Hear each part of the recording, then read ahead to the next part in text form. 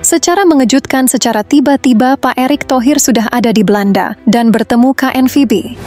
Di sana Pak Erick menjabarkan agenda-agenda kedatangannya, seperti kerjasama antar federasi, Liga Sepak Bola Wanita, pembinaan usia muda, pemain keturunan baru, bahkan mengajak timnas Belanda melakukan laga persahabatan dengan timnas Indonesia. Ia mengingat Pak Erick Thohir sempat menyinggung akan meminta timnas Belanda datang ke Indonesia untuk melakukan laga persahabatan. Tentunya jika ini terjadi, laga persahabatan timnas Indonesia versus timnas Belanda adalah laga yang pasti akan banyak ditunggu-tunggu oleh para fans timnas Indonesia. Mengingat mayoritas pemain timnas Indonesia juga pernah membela timnas Belanda, walau di kelompok umur. Jika laga persahabatan ini terjadi, maka orang yang paling khawatir kalah adalah pelatih Belanda, yaitu Ronald Koeman. Gimana tidak? Pelatih timnas Belanda saat ini, yaitu Ronald Koeman, pernah menyinggung program naturalisasi Indonesia adalah program ugal-ugalan yang merugikan timnas Belanda. Ronald Koeman juga pernah mengkritik KNVB yang malah mendukung program naturalisasi Indonesia, mengingat program naturalisasi Indonesia membuat timnas Belanda banyak kehilangan pemain muda mereka. Bahkan pemain grade A juga sekarang lebih berpikir untuk memilih Indonesia. Ronald Koeman sendiri akan merasa khawatir jika laga uji coba terjadi dan jika tiba-tiba timnas Belanda kalah ataupun seri. Maka bukan hal tidak mungkin bahwa pemain keturunan yang lain akan lebih memilih timnas Indonesia ketimbang Belanda. Karena menurut keterangan Pak Erick Thohir, ajakan laga persahabatan ini akan direncanakan jika Indonesia berhasil lolos ke Piala Dunia. Menurut media Belanda, Voetbal Sports mengatakan, jika Indonesia berhasil menembus Piala Dunia, maka akan banyak para pemain yang memiliki darah Indonesia menawarkan diri untuk membela timnas Indonesia ketimbang Belanda. Ya, teman-teman pasti setuju jika hanya di era Pak Erick Thohir ini, PSSI bisa sedekat ini dengan KNVB, ya kan teman-teman?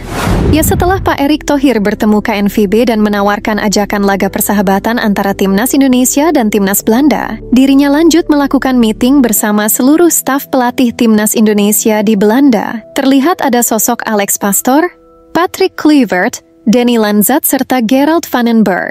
Pada pertemuan ini Pak Erick menjelaskan bahwa mereka membicarakan soal agenda timnas Indonesia, ke depan salah satunya yaitu lolos Piala Dunia. Pak Erick juga memperkenalkan serta mengutarakan harapan dari jersey terbaru timnas Indonesia. Harapannya adalah, semoga jersey ini bisa mengantarkan timnas Indonesia ke Piala Dunia, sesuai harapan kita semua.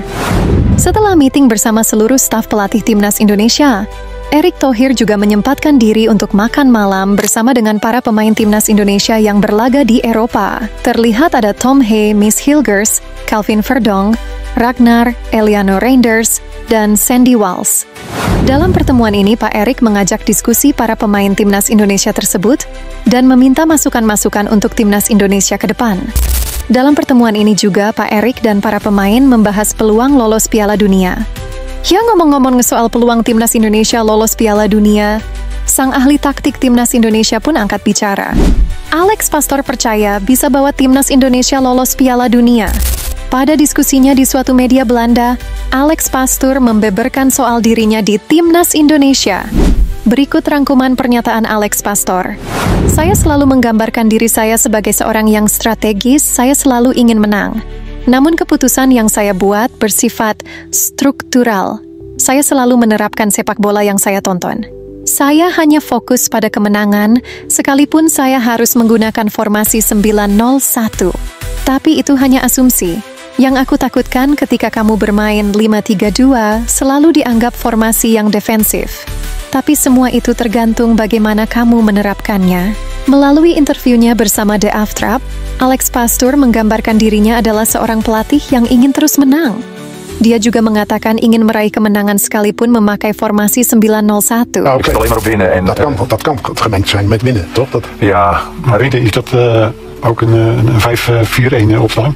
Ja, als het 9-0-1 moet zijn, dan is dat ook... ja. Ja, want dat is meestal niet om aan te zien. Dat is een aanname waar ik van gruwel, ja. Ja, dus als je 5-3-2 speelt, dat werd altijd gezien als zeer verdedigend, maar het is maar net hoe je het uitvoert. Ya, menarik untuk kita tunggu ya teman-teman, karena penentuannya adalah di 2 laga bulan Maret nanti.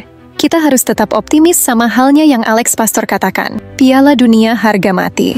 Alex Pastoor, Danny Lanzat, Patrick Kluivert, Gerald van den Berg Mereka juga akan ke Indonesia paling cepat akhir bulan ini, jika melihat sesuai jadwal yang diberitahukan PSSI ya teman-teman. Mereka akan menetap selama 10 hari. Dan agenda pertamanya yaitu memantau pemain yang berkompetisi di Liga 1 dan memilih pemain yang akan dipanggil dari Liga 1. Siapa menurut kalian nih yang wajib banget dipanggil? Komen di bawah ya. Lanjut, kabar Timnas Indonesia terbaru hari ini. Pelatih Timnas Indonesia Indra Safri dituntut mundur oleh sebagian banyak netizen, dikarenakan 2 hasil buruk yang menimpa Timnas U20 saat kalah melawan Jordan dan Suriah dalam ajang Mandiri Challenge Series. Netizen Indonesia menilai bahwa Timnas U20 adalah yang paling lama melakukan persiapan sampai berlatih di Jepang, Korea Selatan hingga Prancis. Akan tetapi hasil yang diterima tetaplah sama, tak ada perubahan. Akan tetapi saat diwawancara Coach Indra Safri mengklaim bahwa dia sengaja untuk tidak menurunkan kekuatan penuh, karena agar tidak bisa dianalisa oleh kekuatan lawan. Pernyataan ini pun malah semakin membuat netizen di sosial media terheran-heran dengan pernyataan Coach Indra Safri. Kalau menurut teman-teman gimana? Komen di bawah ya. Gestur Jens Reven setelah kekalahan melawan Suriah tadi malam juga terlihat sangat kecewa ya teman-teman. Mengingat Jens Reven tak dimainkan sama sekali. Ya menurut Coach Indra Safri mah katanya sengaja nggak nurunin kekuatan penuh. Akan tetapi setidaknya walau anggaplah ini laga uji coba, setidaknya memberikan tontonan yang menarik dan enak ditonton ya kan teman-teman. Ya mengingat Coach Indra Safri juga patut dikritik ya teman-teman, selagi kritikan kita masih sopan dan syahdu.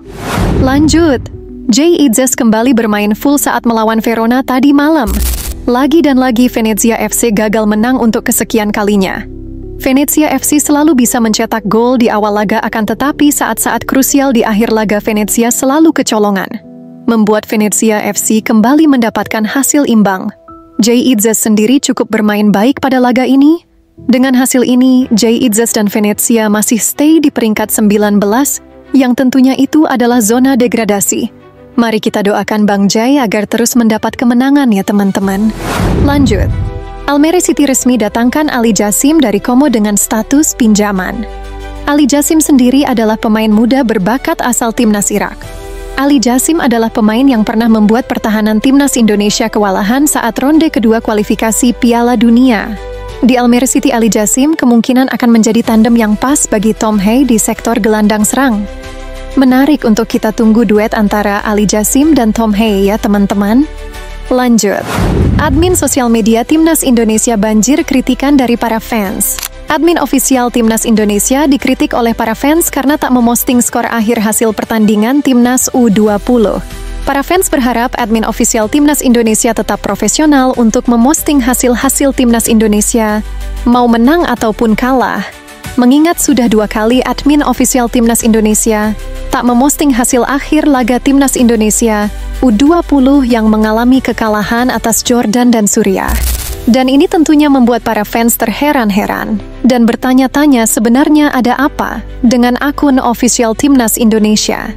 Ya mimin rasa Ketua Umum PSSI Erick Thohir adalah sosok yang tepat untuk memimpin PSSI saat ini.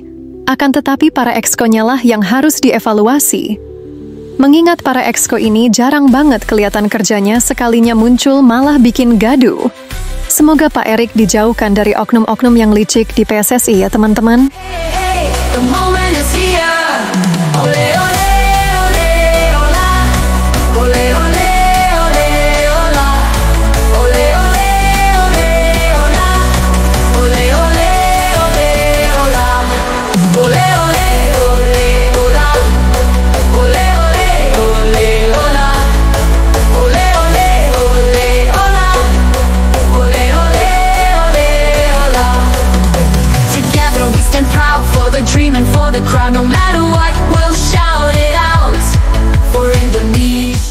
Ya itulah kabar-kabar Timnas terbaru hari ini yang bisa Mimin sampaikan kepada teman-teman semua.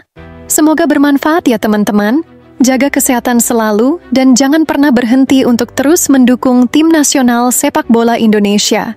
Piala Dunia di depan mata. Semoga menjadi nyata. Sampai jumpa di video selanjutnya. Terima kasih sudah menonton.